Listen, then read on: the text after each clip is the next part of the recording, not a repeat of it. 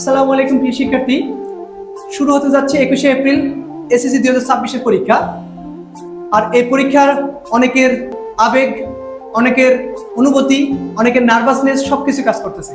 আজকে আমি আপনাদের সাথে সে এসএসসি 2026 পরীক্ষা নিয়ে কিছু কথা বলবো। হয়তোবা এবারে পরীক্ষা আপনার জন্য কিছুটা ভিন্ন আঙ্গিক হতে পারে। ভিন্ন আঙ্গিক বলতে কোশ্চেন প্যাটার্ন না, আপনাদের হয়তোবা আগের তুলনায় কিছুটা কঠিন হতে পারে। তো প্রিয় শিক্ষার্থী, আমার কথা হচ্ছে একটাই, যে আপনি পরীক্ষা হলে যাবেন, নিজের উপর নির্ভর করে যাবেন। নিজের উপর নির্ভর করে গেলে কোনো ধরনের কঠিন কিংবা গার্ড কঠিন হোক, ম্যাজিস্ট্রেট আসুক, কোনো সমস্যা নাই। আমি যদি আমার উপর নির্ভর থাকি, তাহলে কোনো ব্যক্তি আমাকে কি করতে পারবে, ঠেকাতে পারবে না। সুতরাং আপনার কাঙ্ক্ষিত ফলাফলের জন্য এই শিক্ষার্থী, পড়াশোনা ছাড়া কোনো গতি নেই। এই যে শুনতেছি অনেকে নাকি আন্দোলন করতেছে, তাদের কঠিন করবে কেন, তাদের এই কাজটা করবে কেন? আপনি যে আন্দোলন করবেন, মনে রাখবেন এটা কিন্তু অন্তর্বর্তীকালীন সরকার না। আপনি যা বলবেন, যা আন্দোলন করবেন সেটাই মেনে নিবে। এটা কিন্তু এখন, অর্থাৎ সরকার আছে কিন্তু ক্ষমতা এখন। সেক্ষেত্রে আপনাকে আন্দোলন করে কোনোভাবে সময় নষ্ট করা উচিত না। আপনার হাতে মাত্র আর 10 দিন থেকে 11 দিন সময় আছে। এই আন্দোলন করে, আন্দোলনে গিয়ে, রাস্তায় গিয়ে আপনার যে সময়টা নষ্ট করতেছেন, বরং ওই সময়টা আপনি ওখানে না গিয়ে ওই সময়টা আপনি পড়ার টেবিলে দেন, আপনার রেজাল্ট এমনি ভালো হবে। খালি আপনারা কিছু হলে আন্দোলনে যান, দরকারই নেই আন্দোলন করা। এখন আপনার ওই সময়টুকু, আপনার হাতে মাত্র আর 10 দিন আছে। প্রিয় শিক্ষার্থী, নিজের দিকে হলেও, নিজের জন্য হলেও, নিজের বাবা মার স্বপ্ন পূরণের জন্য হলেও আপনারা আপনাদের জায়গা থেকে অন্তত এই 10টা দিন ভালোভাবে পড়াশোনা করেন। যে সকল বইগুলো আপনাদের এখন কমপ্লিট হয় না, আপনি যে যে অধ্যায় থেকে আনসার করবেন পরীক্ষায়, এরকম কিছু অধ্যায় সিলেক্ট করেন, সিলেক্ট করে নির্বাচন করে ওই অধ্যায়গুলো খুব ভালোভাবে পড়াশোনা করেন, এই অধ্যায়গুলো শেষ করেন।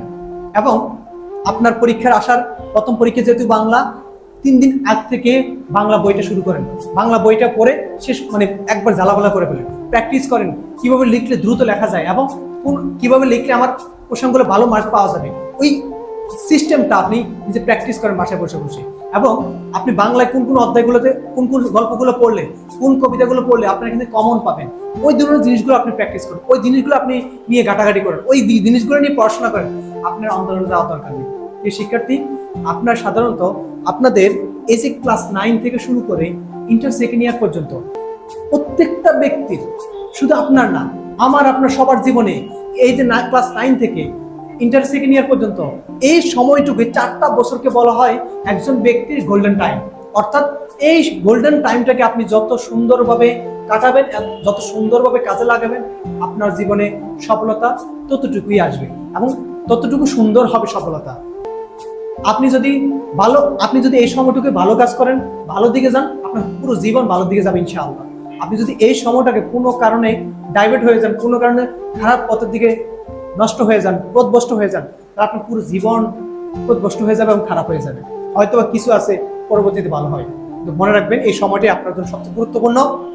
আপনার জীবনে এসএসসি পরীক্ষা, আপনার জীবনে এসএসসি পরীক্ষা, আপনার লাইফের প্রথম টার্নিং পয়েন্ট হচ্ছে 2টা। এই 2টা পথ আপনি ভালো করেন। এই 2টা পথ ভালো করার জন্য আপনাকে অবশ্যই পড়াশোনা করতে হবে।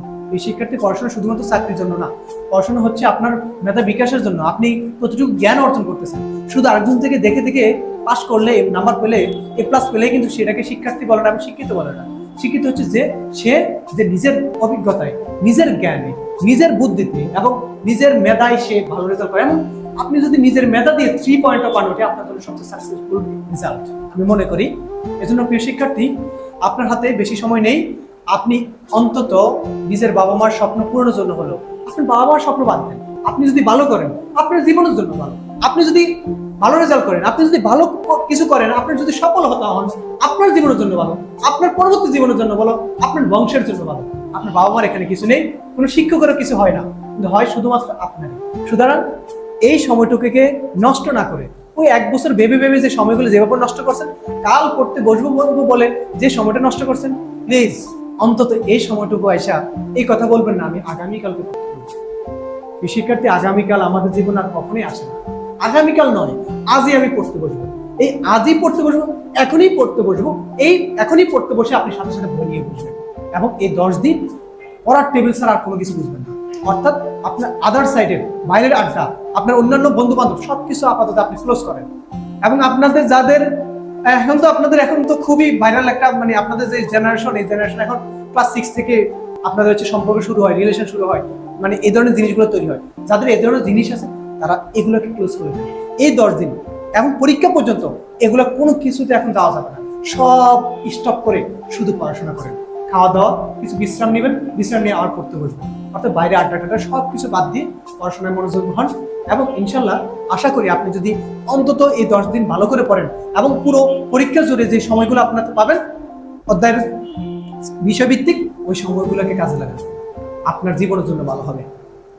প্রিয় শিক্ষার্থী, যারা এবারের ক্যান্ডিডেট, সকলের জন্য বর্ণালী একাডেমির পক্ষ থেকে আমাদের অন্তরের অন্তঃস্থল থেকে দোয়া ও ভালোবাসা রইল, সেই সাথে আপনাদের জন্য শুভকামনা রইল, আপনারা যাতে আপনাদের কাঙ্ক্ষিত ফলাফল অর্জন করতে পারেন। সে পর্যন্ত আপনারা ভালো থাকুন, সুস্থ থাকুন। ধন্যবাদ।